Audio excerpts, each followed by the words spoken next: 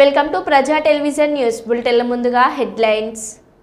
HCU 400 ఎకరాల భూములను ఎవరు కూడా కొనవద్దు అంటున్న కేటీఆర్.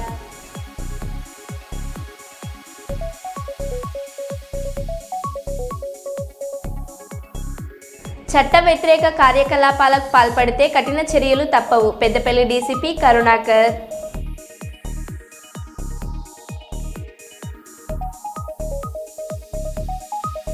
నా భర్త మరణాన్ని రాజకీయం చేయొద్దు అంటున్న జెసికా పగడాల.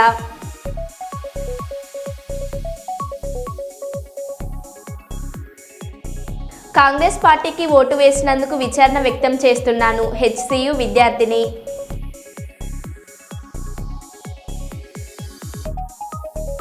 అమ్మాయిలని కూడా చూడకుండా పోలీసులు మా మీద దారుణంగా లాఠీచార్జ్ చేశారు. హెచ్సియు విద్యార్థిని.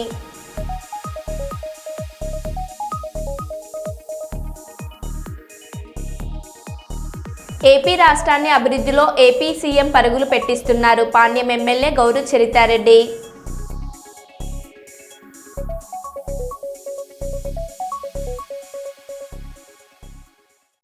ఇక వివరాల్లోకి వెళ్తే, కాంగ్రెస్ పార్టీకి ఓటు వేసినందుకు విచారణ వ్యక్తం చేస్తున్నాను. కాంగ్రెస్ ప్రభుత్వం వస్తే పిల్లల భవిష్యత్తు బాగుంటుందని మా పేరెంట్స్ చెప్తే కాంగ్రెస్ పార్టీకి ఓటు వేశాను. ఇప్పుడు కాంగ్రెస్ ప్రభుత్వం పిల్లలకు భవిష్యత్తు లేకుండా చేస్తుంది. ఇది యూనివర్సిటీ ల్యాండ్ కానప్పుడు మా యూనివర్సిటీలో జేసీబీలు ఎందుకు ఉన్నాయి? హెచ్సియు విద్యార్థిని. సో తెలంగాణ స్టేట్ లో మాత్రం ఇది ఒక డెవలప్మెంట్ ఏరియా. ఇప్పుడు హైదరాబాద్ ఇంత పెద్ద సిటీ, పూరా తెలంగాణలో హైదరాబాద్ ఇంత పెద్ద సిటీ, ఇంకా జాగా ఎక్కడ దొరకలేదా? ఇంత మంచి నేచర్ ని కూలగొట్టారు. ఆ ల్యాండ్ గురించి మాట్లాడుతూ ఉన్నారు. 400 ఎకరాలు మా యూనివర్సిటీ అని మాట్లాడుతున్నారు. కానీ అసలు ఆ ల్యాండ్ కు ఈ యూనివర్సిటీకి ఎలాంటి సంబంధం లేదు. యూనివర్సిటీకి సంబంధం లేనప్పుడు బుల్డోజర్లు మా యూనివర్సిటీలో ఎందుకున్నాయి?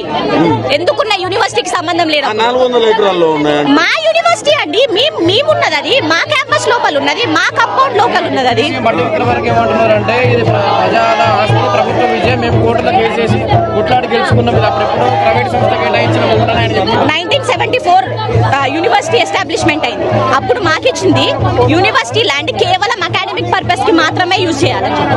అవునా కదా? యూనివర్సిటీ ల్యాండ్ అకాడమిక్ పర్పస్ కి యూజ్ చేయడం. ఇప్పుడు యూనివర్సిటీ ల్యాండ్ కాదని చెప్పినప్పుడు యూనివర్సిటీ స్టూడెంట్స్ ఎందుకు రేగుతున్నారు నాకు అర్థం కాదు. ఇప్పుడు పెయిడ్ ఆర్టిస్టులు వాళ్ళందరూ చేస్తున్నారంటే మీకు మీడియా కలో లేదు. లోపల వచ్చి చూడండి ఎంత మంది, వందల జనాలు ఒకే మోటో మీద ఉన్నారు. వందల స్టూడెంట్స్, వాళ్ళకి ఏం అవసరం క్లాస్ లో వదిలిపెట్టుకొని చేయడానికి? అంటే ఇప్పుడు ఈ గేట్ల మధ్యలో ప్రొటెస్ట్ చేయడం అంటే ఈ మాత్రం స్వేచ్ఛ, ప్రొటెస్ట్ చేసుకునే స్వేచ్ఛ లేదు తెలంగాణలో. ఏం చెప్తారు సీఎం గారికి పర్సనల్ గా నేను ఓటేసానండి. జరిగిన సీఎం ఎలక్షన్స్ లో పర్సనల్ గా నేను ఓటేసాను. Now I'm regretting that decision. ఎందుకంటే ఆయన మాకు మా పేరెంట్స్, మా ఫ్యామిలీస్ చెప్పింది ఏంటంటే కాంగ్రెస్ పరిపాలన వస్తే పిల్లల భవిష్యత్తుకి, ఎంప్లాయ్మెంట్ కి వాళ్ళు ఆలోచిస్తారని చెప్పి. అది ఇక్కడ పిల్లల భవిష్యత్తుని తీసేసి వాళ్ళు కట్టుకునే డెవలప్మెంట్ ఎవరికి ఉపయోగం అండి? ఇప్పుడు స్టేట్ భవిష్యత్తు బాగుంటుందని కాంగ్రెస్ కోటేశారు. మరి ఇప్పుడు ఎలా ఉంది? ఇప్పుడు రిగ్రెట్ అవుతున్నా నేను ఆ డెసిషన్ ని రిగ్రెట్ అవుతున్నా నేను. ఎందుకంటే ఇప్పుడు యూనివర్సిటీ ఆఫ్ హైదరాబాద్ ల్యాండ్ కాదని చెప్పినప్పుడు మరి రేవంత్ రెడ్డి గారు ఎందుకు రియాక్ట్ అవ్వట్లేదు? ఇప్పుడు రియాక్ట్ అవ్వచ్చు కదా, యూనివర్సిటీ పక్క ప్రూఫ్స్ తో ఉండొచ్చు కదా. మీరు కూడా మొత్తం ఏదో కొన్ని ప్రతిపక్ష నాయకులు ఫేడ్ బ్యాచ్ అట్లా కూడా వార్తలు వినపడుతున్నాయి. స్టూడెంట్స్ అండి మేము. హైదరాబాద్లో కుండపోత వర్షం ఒక్కసారిగా రోడ్లన్నీ జలమయమయ్యాయి.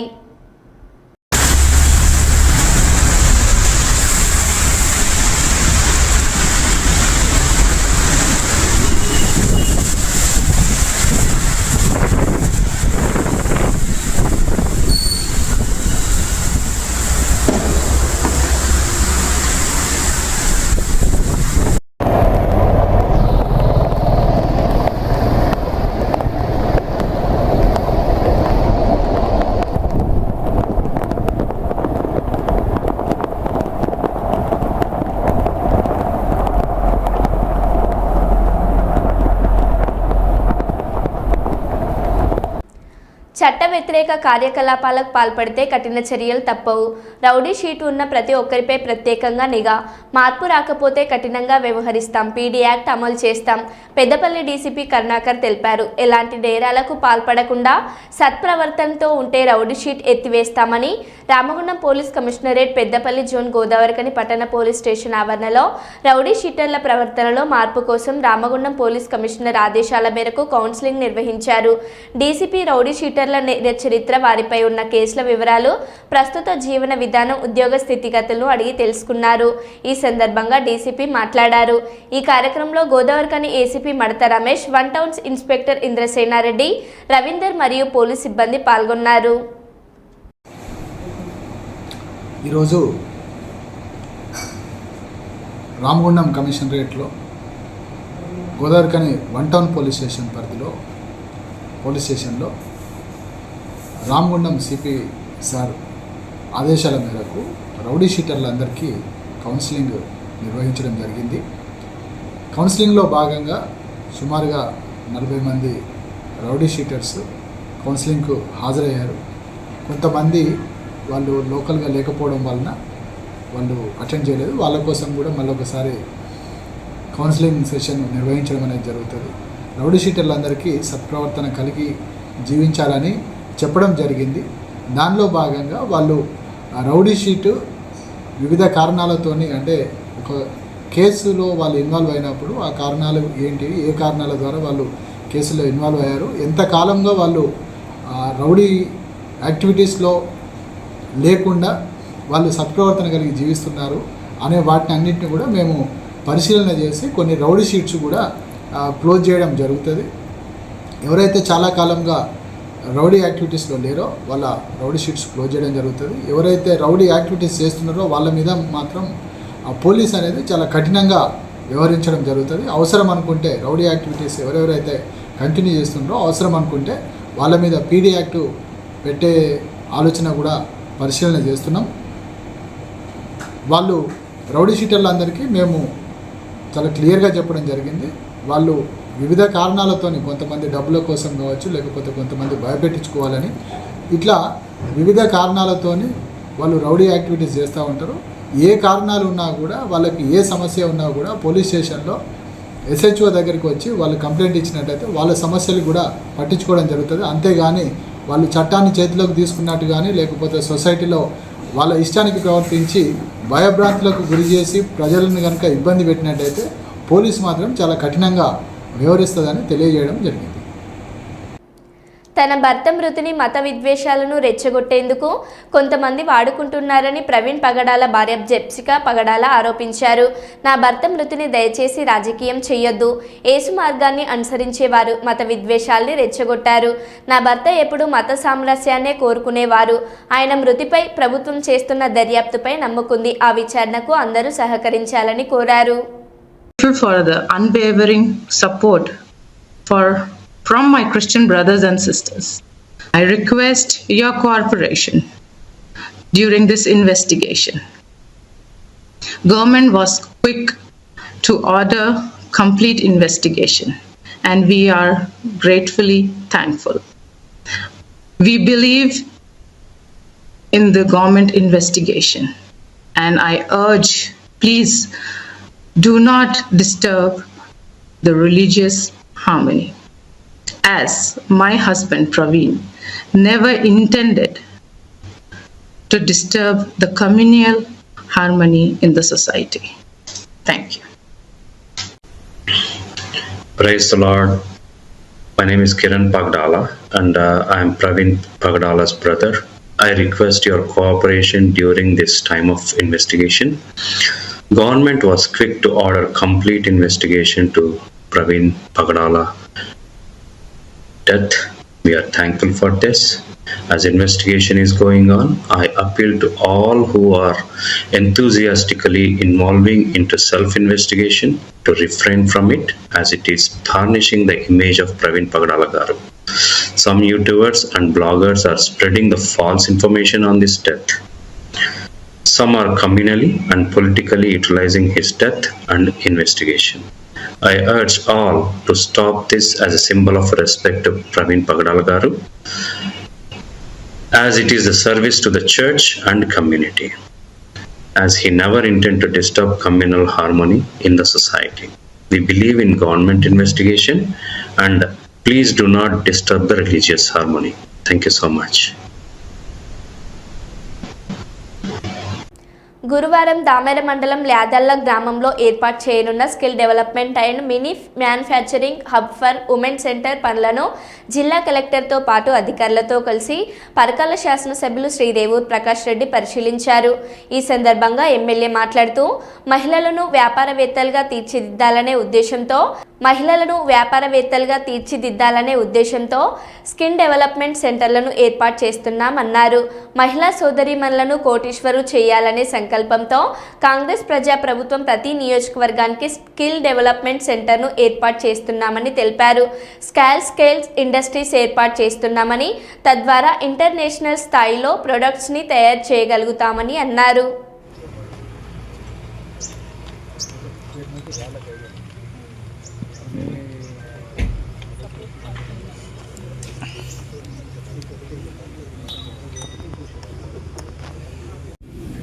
ప్రతి ఒక్కరికి ఉపాధి అవకాశాలు. రెండోది ఇంకో విషయం ఇప్పటికే మీకు ఐడియా ఉన్నట్టు డైరీని కూడా మనం డెవలప్ చేస్తున్నాం.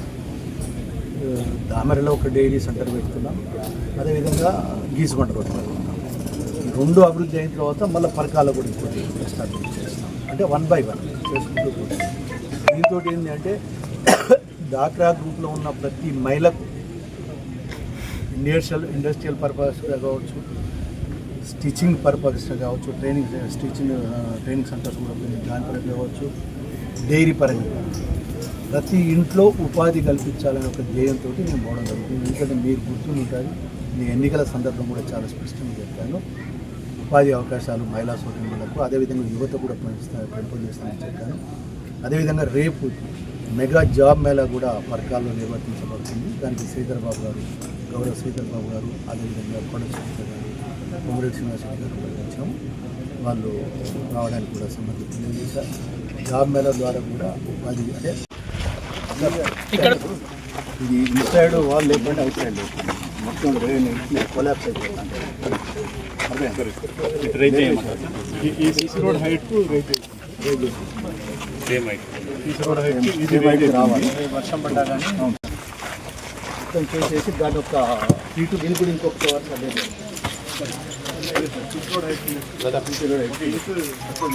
రోడ్ బయట మొత్తం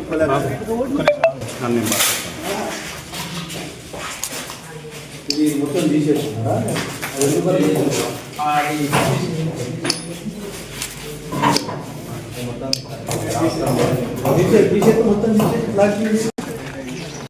ముఖ్యమంత్రి గారు, అదేవిధంగా గౌరవనీయులు బట్టి విక్రమార్క ఉప ముఖ్యమంత్రి గారు,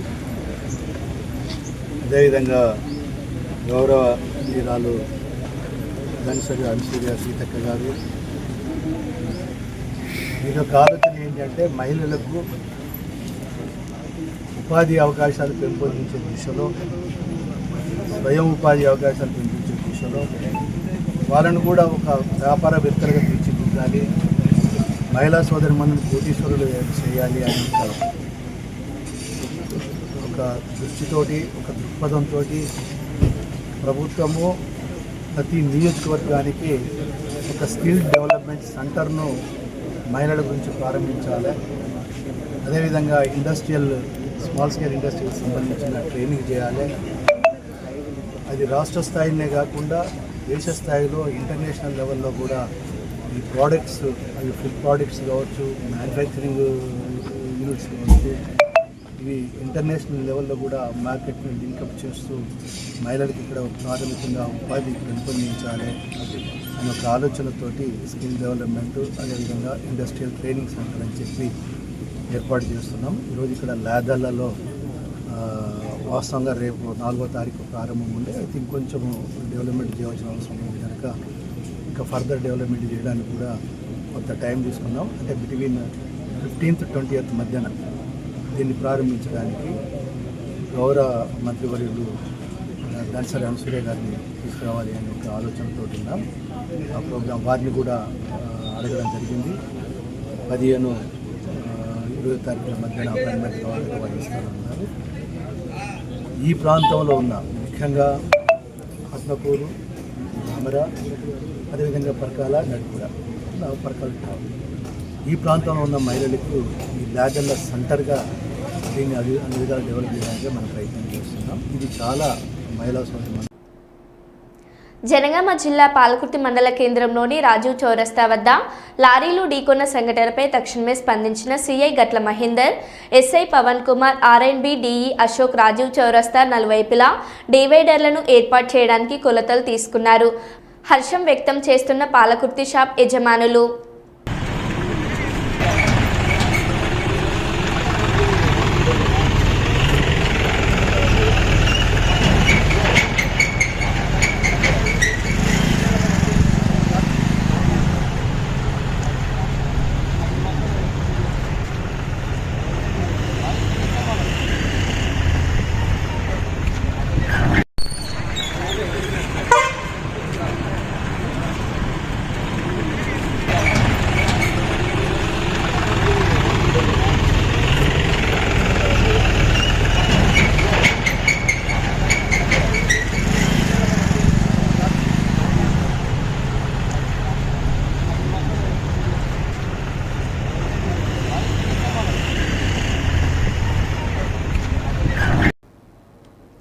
మైబాద్ జిల్లా గూడూరు మండలంలో తెలంగాణ రైతాంగ సాయుధ పోరాట తొలి అమరుడు దొడ్డి కొమరయ్య 98వ జయంతి వేడుకలు ఘనంగా జరిగాయి. దొడ్డి కొమరయ్య జయంతిని నిర్వహించిన గూడూరు కుర్మ సంఘం నాయకులు.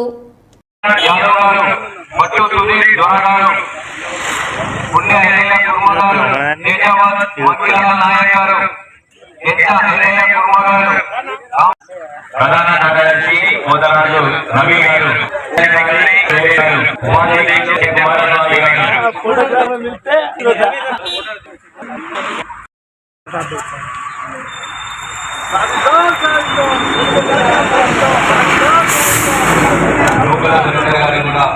అయిపోయిందా రాకేష్?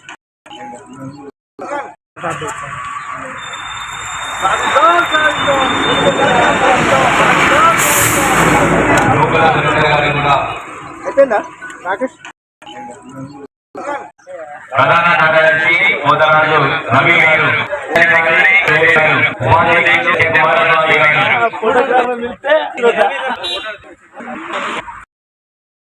కుప్పం కడా కార్యాలయంలో ఏర్పాటు చేసిన మీడియా సమావేశంలో మాట్లాడిన కడాపిడి వికాస్ మర్మత్ నియోజకవర్గంలో సుమారు 11,000 ఇళ్లను మంజూరు చేస్తున్నాం. నీటి సమస్యలను పరిష్కరించేందుకు ఇప్పటి వరకు సుమారు 400 కోట్ల రూపాయలు ఖర్చు చేశాం.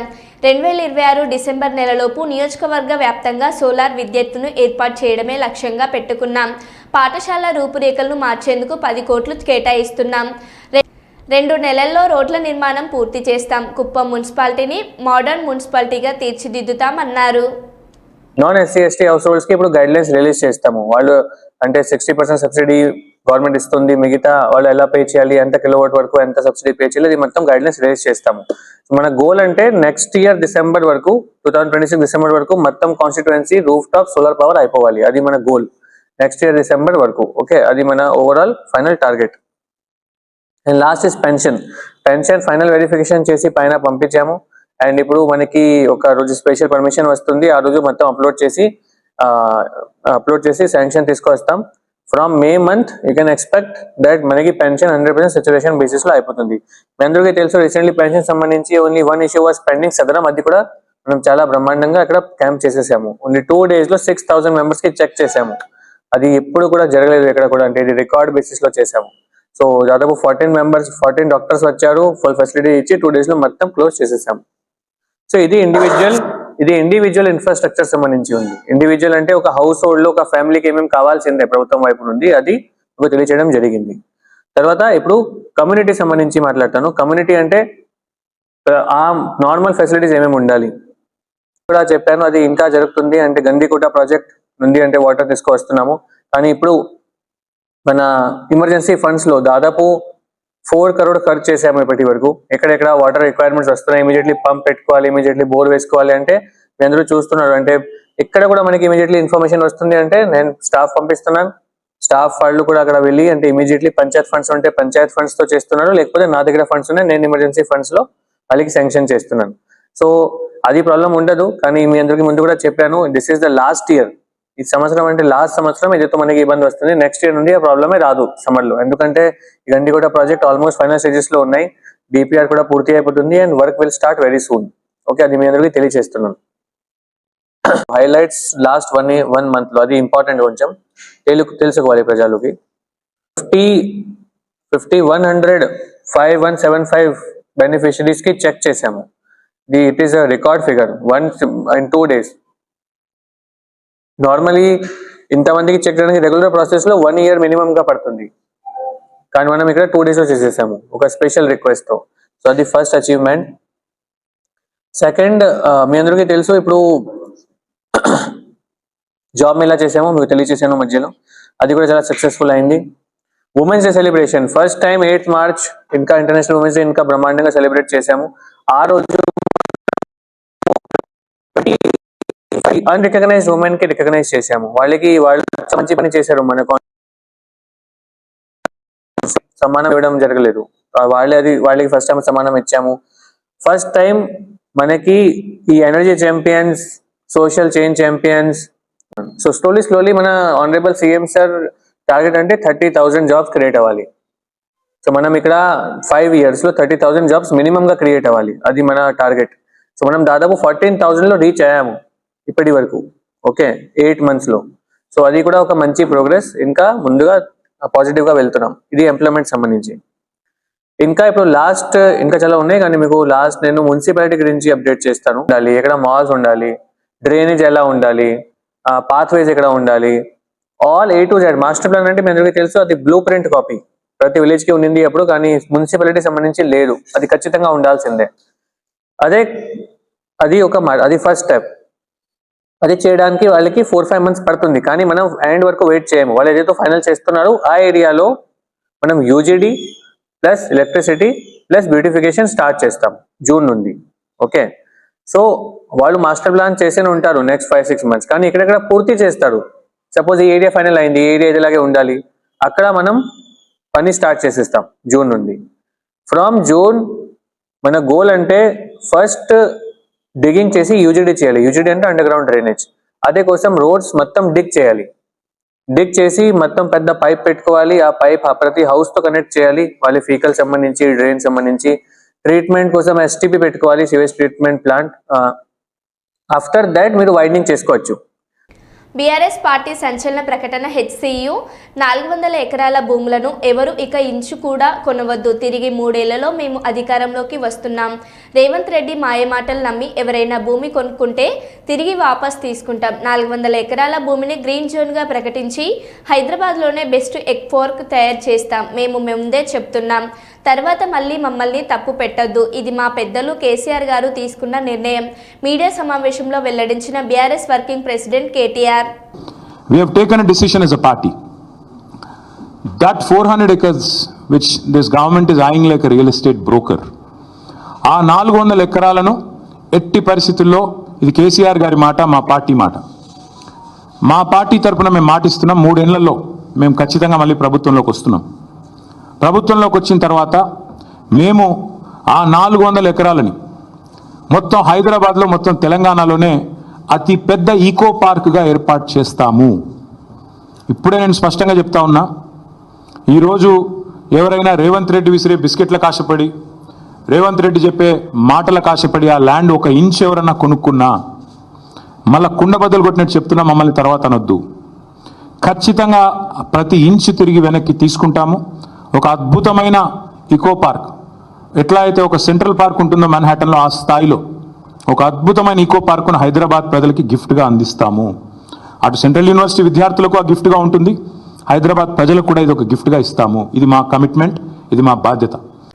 దేశంలో ఎక్కడా లేని విధంగా తెలంగాణ రాష్ట్ర ప్రభుత్వం ఉగాది పర్వదినాన ప్రవేశపెట్టిన రేషన్ కార్డుదారులకు సన్నబియ్యం పథకాన్ని గౌరవనీయులు శ్రీ ముఖ్యమంత్రి యనుమల రేవంత్ రెడ్డి గారు మరియు పౌర సరఫరాల శాఖ మంత్రివర్యులు శ్రీ ఉత్తమ్ కుమార్ రెడ్డి నల్గొండ జిల్లాలో ప్రారంభించగా, రాష్ట్ర వ్యాప్తంగా ప్రారంభమవుతున్న సందర్భంగా చెన్నూరు ఎమ్మెల్యే వివేక్ వెంకటస్వామి ఆదేశాల మేరకు జైపూర్ మండల వేలాల గ్రామంలో రేషన్ షాప్ దగ్గర సన్నబియ్యం పథకం ప్రారంభించిన వేలాల కాంగ్రెస్ పార్టీ కార్యకర్తలు మరియు కాకా వెంకటస్వామి అభిమానులు పాల్గొనడం జరిగింది. రేవంత్ రెడ్డి గారు మరి ఏదైతే ఎలక్షన్లో వాగ్దానం ఇచ్చిండో మరి మన రాష్ట్ర ప్రజలందరికీ సన్న బియ్యం ఇవ్వాలని చెప్పేసి ఏదైతే వాగ్దానం ఇచ్చిండో ఆ వాగ్దానాన్ని మరి ఈరోజు నెరవేర్చడం జరిగింది. ఏదైతే ప్రజలందరికీ కూడా సన్న బియ్యం ఇవ్వాలని మొదటి నుంచి చెప్పుకుంటూ వచ్చిండో కొంచెం లేట్ అయినప్పటికీ కూడా ఖచ్చితంగా నేను స్టార్ట్ చేస్తానని చెప్పేసి మరి మాట తప్పకుండా ఈ యొక్క ప్రజాపాలనలో భాగంగా ఈరోజు మనందరికీ మరి ప్రతి రాష్ట్రం మొత్తం ప్రతి ఒక్క పేద రైతులందరికీ తెల్ల రేషన్ కార్డు ఉన్న ప్రతి ఒక్కరికి కూడా మరి యొక్క ఈ సన్న బియ్యం ఇవ్వడానికి రాష్ట్ర ప్రభుత్వం ముందుకొచ్చినందుకు వారికి మరి ప్రత్యేక ధన్యవాదాలు. మరి ఈ యొక్క కార్యక్రమం గురించి మరి ఎన్నో రోజులుగా మరి సన్న బియ్యం చేయాలని చెప్పేసి మరి రాష్ట్ర ప్రభుత్వం ఎంతో కసరత్తు చేసి మరి బోనస్లు ఇచ్చి కూడా మరి సన్న వడ్లు కావాలని చెప్పేసి బోనస్ ఇచ్చి కూడా మరి యొక్క వడ్లు కొనుగోలు చేయడం జరిగింది. సన్న వడ్లు కొనుగోలు చేసి ఈరోజు మనకు బియ్యం అందించడం జరిగింది. మరి యొక్క ఈ బియ్యం అందించినటువంటి రాష్ట్ర ముఖ్యమంత్రి వారికి మన చెన్నూరు శాసనసభ్యులు వివేక్ వెంకటస్వామి గారికి అలాగే మన గౌరవ పెద్దపల్లి ఎంపీ వెంకటస్వామి గారందరికీ కూడా మన యొక్క వేలాల గ్రామం తరఫున పేరు పేరున వారికి ధన్యవాదాలు తెలియజేస్తున్నాం. జై కాంగ్రెస్. మరో బులెటిన్లో మళ్ళీ కలుద్దాం. Stay tune.